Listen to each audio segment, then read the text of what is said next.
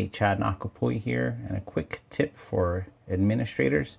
I keep a lot of things on my desktop under this folder called templates, and these are things that I will need from time to time. So something like our school letterhead or restraint documentation, etc. The problem is when you keep a document like this, when you double click and you open it and you start working in it, sometimes you might forget to make a copy of it, and then it would mess up your whole blank template. So for those of you that have an Apple computer, Apple makes this super simple. What you do is you hit Command I and brings up the information sheet, and it allows you to mark that document as a stationary pad.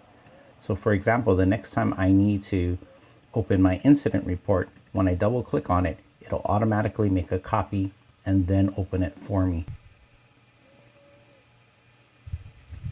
It works for all types of documents. So that was a Pages doc I opened up. So we can change it on this restraint fillable.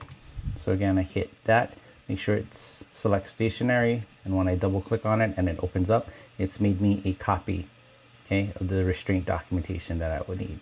So that's a quick tip on how to make document copies automatically on a Mac.